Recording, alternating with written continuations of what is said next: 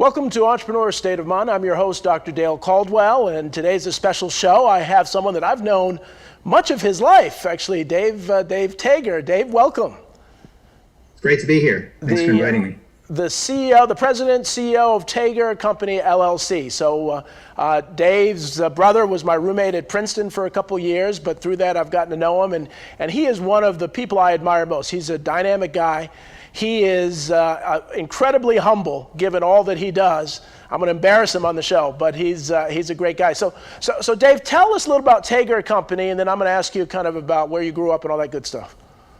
So I founded Tager & Company in 2009 during the financial crisis, after about 25 years of working in large global PR firms, basically, working with Fortune 500 companies, very heavy in financial services, but crossing sectors, and ran the global financial communications practice there and served clients. And then I started my firm in 2009 with a few colleagues, thinking we would do a higher value offering for similar clients. But we would just have a great team for them, and could have, they'd get the highest quality strategy and execution. And I found out pretty quickly that the business was not working the way I had thought. So I had our first client is a great entrepreneur and social entrepreneur, Gerald Chertavian, who's the CEO and founder of ESOP, I would say the leading workforce development nonprofit, and super connected guy.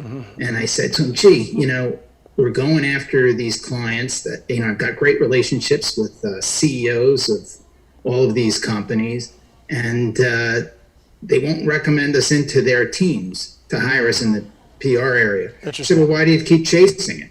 And so we, I guess you'd say, pivoted, and we started to go after the businesses that wanted to work with us, which tended to be people like Gerald and organizations like ESOP, but then they crossed into other sectors in the private sector as well, in biotech and still some financial services. But it was just, and the offering evolved too. It went from, I would say, more traditional communications into strategy and helping organizations that were proven with great management, great leaders, but they really wanted to scale, and they were, I would say, plateauing. And then we could really help them in terms of figuring out which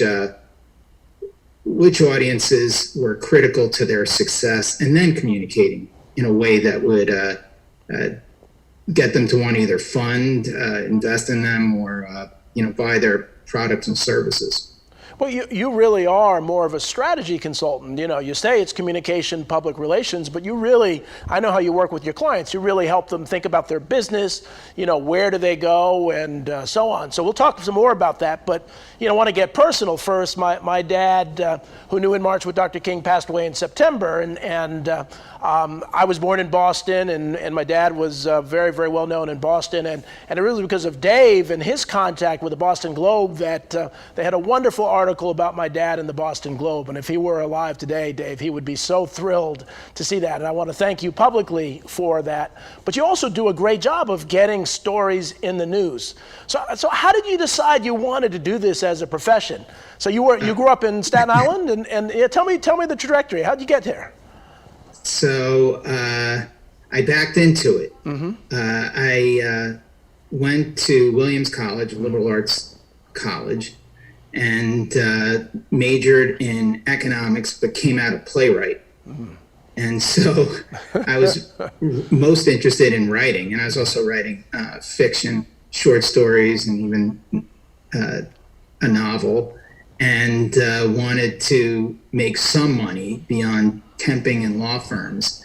And I thought, well, maybe I could combine my business and creative interests and go into advertising. Did some informational interviews with alums from, primarily from Williams College, and found out that there was a wall between account management and creative. And they said, you might want to look into PR. Interesting. And then found my way through a friend my father's friend, was a client at a small PR firm and got in there, and years passed and I ended up having a career in this. Love it. But it did evolve in a way that certainly under Tager and Company that I get to be completely fulfilled. Right. Yeah. It's amazing how we, you go, when you're young, you say, okay, I'm going to have this trajectory. I'm going to do this. It's like nobody I know has ever gone, it's always been disjointed. They've done this, they've done that, and they end up, most of the people we know end up in something they really, really like doing. And it's clear you love what you do. And so as we talk about some of the clients that you're working with are real movers and shakers in the world of entrepreneurship and the world of really helping young people become entrepreneurs or become successful. Talk about some of those clients and what they're doing. Well, going back into the nonprofit, Year Up, I had been doing some pro bono work for them because the founding chairman was a classmate from high school. I went to Choate, and he's in private equity, and I was doing work in that area, and then he asked me as a favor to help out, so I was doing pro bono work. And then when we started the firm, the CEO I mentioned, Gerald Tertaven, said, you've been great to us and we know what it's like to make payroll and we want to put you on retainer. And so because of our work with Europe, and you mentioned media, we'd done some very high profile work for them. When we started, they were probably under $10 million in operating budget, and in just 2 or 3 cities. Now they're this huge national organization with over $175 million budget. But when we were working with them, we started to get very high profile media for them, including a 60 Minutes segment. Wow. And because of that, we ended up attracting more work with similar individuals who are leading organizations driving economic opportunity, both domestically and internationally. And these were all like Gerald. These were great, successful entrepreneurs in the private sector who then directed their focus towards, changing the world in a very, very focused way. So these organizations include E for All, which Deshpande, who's a great entrepreneur, founded, and they're focused on inclusive entrepreneurship in cities that have, changed. Either they were factory towns or where they really were not thriving economically. And because he appreciated how entrepreneurship could change the lives of individuals, their families, and communities, they came up with a model to foster that. And it's really geared towards helping small local entrepreneurs or aspiring entrepreneurs have a pathway to launch their business and then do so in a successful way where they would outperform other startups that fail, because it's not just the lack of capital, but the lack of understanding. And much better than I do. You're an expert in this. But what's really needed in terms of building a business that's going to be sustainable. So that's one. And another one is the Possible Project. Mark Levin, who's a leader in biotech, he started that, and that's focused on high school students, and they're really geared towards like grades 10 through, I'd say, 13, giving them, also a huge appreciation for the role of entrepreneurship and an entrepreneurial mindset, and how that could be valuable, whatever pathway that young person takes, whether that's to become an entrepreneur or to work for an entrepreneur or some other corporate position or pathway to college. It just tees them up for success. No matter what they do. Let me ask you this. I mean, you're working with these incredibly financially successful individuals, and they're choosing to say, hey, let me take some of my money and make a difference in the community. Is there a common trait of these entrepreneurs as to why they're deciding to give back and make it part of their legacy? Have you seen any patterns in them, or is it just something that they, why are they doing it, and why aren't more people doing exactly what they do?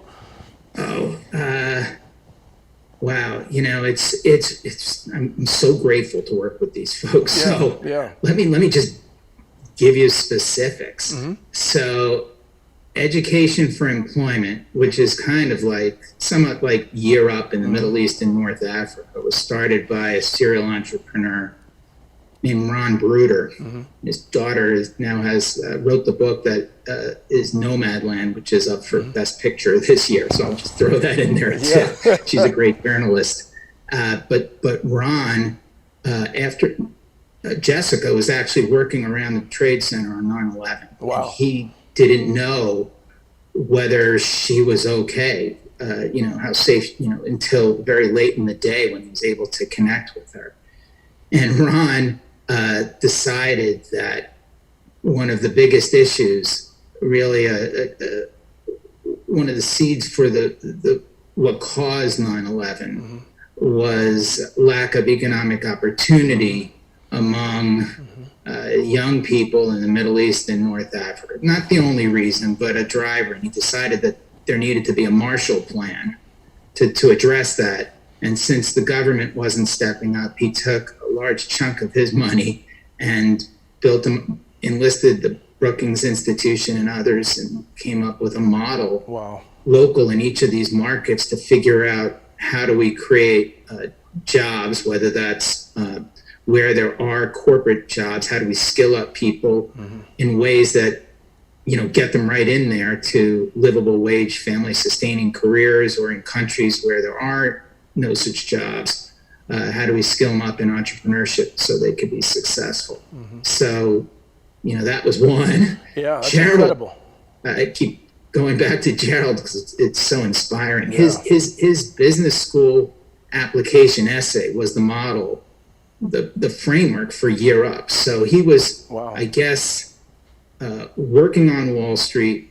I think it was at Chase, maybe it was Manny Hanny pre-Chase, and applied to Harvard. He was a big brother to a young person in the Rutgers housing projects in downtown New York, a very tough housing project. And this kid was great. His family was great, but he just lacked opportunity because of his zip code and his color and his, as you said, in their bank balance. And he decided there's got to be a way to move to close the opportunity divide. And he came up with Year Up, went to Harvard Business School, was a co-founder of Conduit, which is a tech company, sold it at the peak of the bubble, made quite a bit of money in his 30s, and immediately started Year Up and has been a social entrepreneur since. Wow. So I guess they each have different reasons for it, but what I think the common trait among these great successful people is they're making, big bets. And that's also for the funders of these organizations. So they might, and Bridgespan did a study on this some time ago, but it's really saying, all right, I'm going to focus on one or two things and really allocate my resources and time, including my time in that focused way. So I think they have that in common. It's not sprinkling their money and time around. It's really focused. Super focused. Well, and one of the things, and we're going to take a break in a little while, but I admire Warren Buffett, and I love what he's doing about trying to get these billionaires to donate the majority of their wealth to this group. I think we need this for entrepreneurship. I think we need to really say, hey, you folks who've made more money than you can spend in a lifetime, why not put it towards these causes where entrepreneurship is the fuel that will help to revitalize communities and change lives. And so we're going to take a commercial break now, Dave, and we're going to come back and pick it up there. Great. We'll see you in a minute on Entrepreneur State of Mind.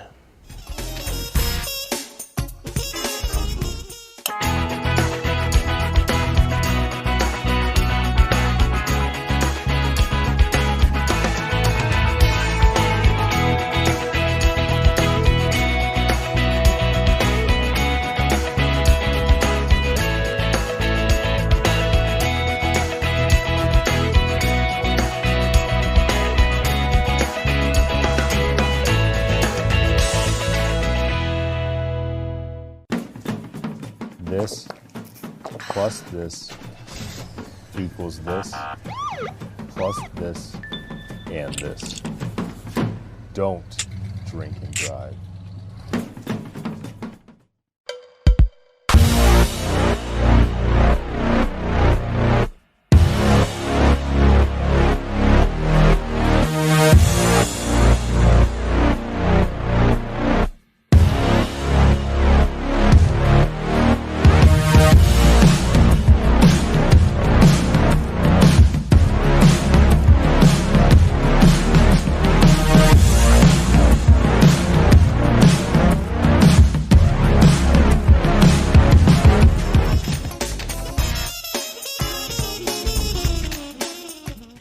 Welcome back to Entrepreneur State of Mind. I'm your host, Dr. Dale Caldwell, with Dave Tager. We were just talking about the billionaires out there who have given their heart and soul to really help entrepreneurs or young people develop the entrepreneurial mindset.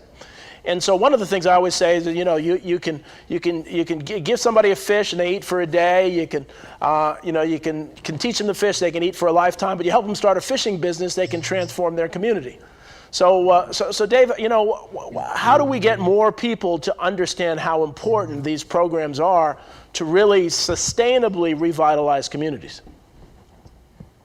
Well, I think it's a very much a direct effort. When I'm thinking from your comments just there, if you look for education for employment, the model I mentioned in the Middle East and North Africa, each country has a local board, which consists of entrepreneurs, very successful people in that community. So they create a board of people who get it. They've experienced the ups and downs, but at the end, they know that entrepreneurship is a great driver of opportunity, and for many people, it's the only way. Right. And but that's also true for E4All, which has, I think, about eight sites they're in 8 cities in Massachusetts, and then they're in Colorado, and they're starting in Western New York, and even in Arkansas. And again, it's typically an entrepreneur from the community that wants it, that says, hey, let's bring E4All in here. So yeah, part of what we do is think about what's the most efficient way to engage those kind of individuals to have, this multiplier effect. How do you reach this? So, to be the lead funder in that market, and they're the ones who are going to bring together, maybe a local foundation or public support. But that's what we're trying to do. And we're also, as you know, I believe this should be a movement on inclusive entrepreneurship or small, different way. It's called different things. And I guess at some point, maybe there will be, setting in on something that's a commonly accepted term. But you and I have talked about this as a small local entrepreneurship, urban entrepreneurship. But, these are really, sole entrepreneurs. They might have 1 or 2 employees. These are not necessarily the ones who are they're not at all going through the tech incubators. They're not trying to be the next Facebook. These could be, bakeries. These could be landscaping companies. Exactly. And so, but if you think about it, corporate America should be getting behind this in a big way too, because they want that pipeline of customers. So you take, a Home Depot or a Lowe's, they want to have more, contractors there for their business to business offerings. And you want those to be sustainable, successful businesses. And, one E4All, lead funder said, my landscaper was a good landscaper, but it wasn't a good business person. He wasn't getting statements out on time. Things weren't looking professional. And he sent them to E4All so he could be a successful business. So it's really in everyone's interest to come up with ways to scale this with programs like E4All and others. And I think I just mentioned, you had a small, actually a very successful entrepreneur that did that.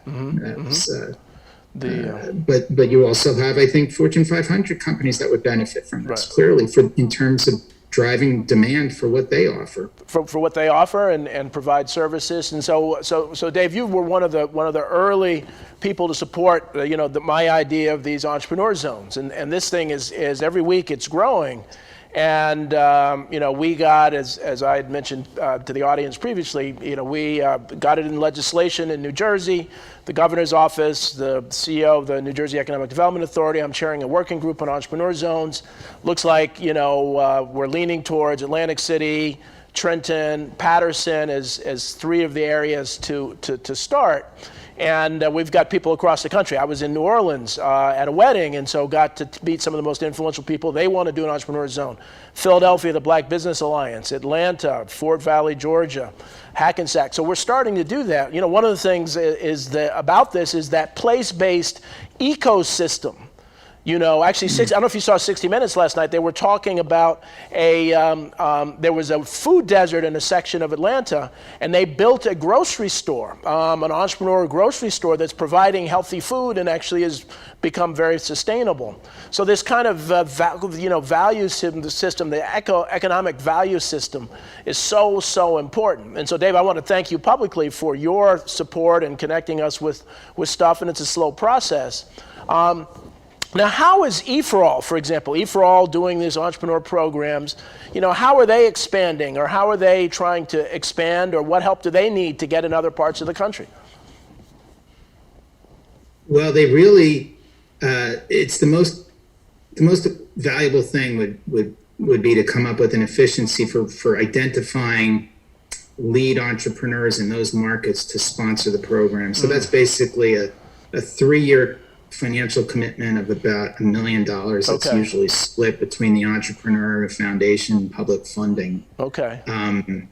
And so they have some people who were so excited about it, brought it to one community, and now are using their network from their private sector businesses to expand in other markets. Right. So a lot of the stuff, they're entrepreneurial, especially the funders are particularly entrepreneurial. They see the benefit. This happened, I'm thinking, of one individual who sold his business, and he's focused, like I said, big bets.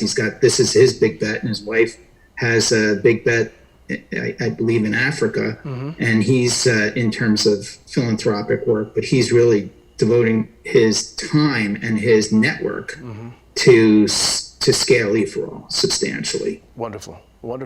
And so one of the things, and we've had for the last almost 6 months now, an Entrepreneur Zone call on Friday afternoons. You've been part of it for much of it, and others, and we're starting to build that evangelical movement towards entrepreneur zones, entrepreneurship, and we're connecting. Actually, every week there's a new person from around the country who's getting excited about this idea of entrepreneurship. And so, Dave, I'm very hopeful that as we come out of this pandemic and people realize that the jobs and the 30-year jobs in big companies are disappearing, we've got to have entrepreneurs hiring locally. But I was just reading this morning how there are fewer entrepreneurs who've gone out of business than they originally anticipated, but many more Black entrepreneurs are suffering and are struggling in the urban communities. And it's nice you're working with programs that do that. For the audience that doesn't know Year Up, now Year Up, are they all over the country, or how do they grow their program? Their model has evolved. Okay. So they had wholly run sites. Okay. And I think it got up to like 25 cities, 25 cities. But with COVID, they created a virtual offering. So now they're not limited to that. They were also co-locating in community colleges and offering a service delivery model where you're using certain faculty from the community college and the real estate there. And that, from a cost management makes a ton of sense. And then they could focus on providing the staffing. That's the real secret sauce that is, Year Up. But now they're not constrained by zip code. They can really deliver anywhere I do think that there's a split here, and it kind of reflects my business, the Tager and Company, because you see the move post, we'll call it the post George Floyd push from efforts by the Business Roundtable, and you see people like Jamie Dimon and others as part of, and Ken Chenault and Ginny Rometty and Kenneth Frazier through 110, which is to get corporate America to hire more blacks, right, primarily. But you and I know that a lot of these jobs, opportunities are created by small business entrepreneurship. Right, so right. I like to think we've got a dual track here. Yeah. And so it's important for, I think, inclusive entrepreneurship to create a movement as powerful to right now.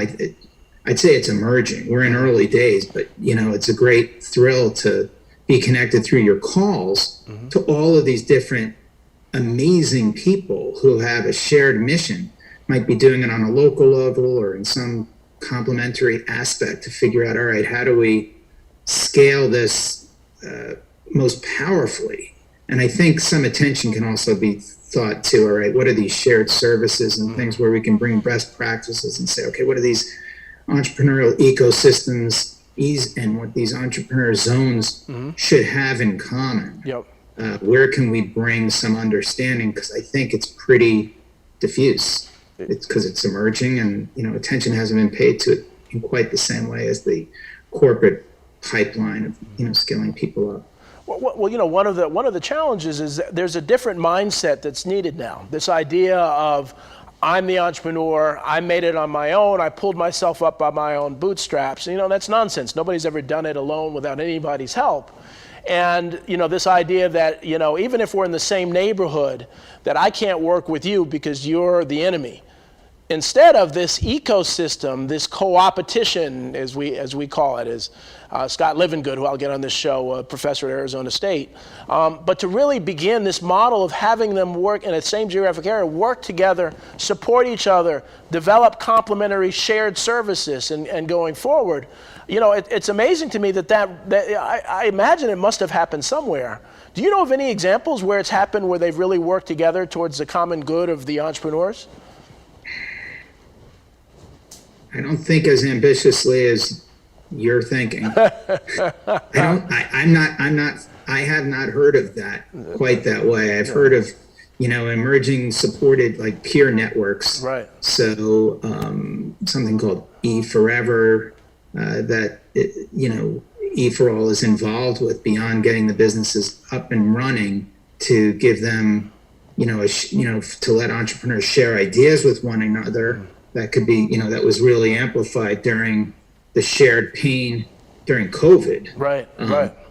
And managing through that. I think what you're thinking of is pretty grand. It's really cool.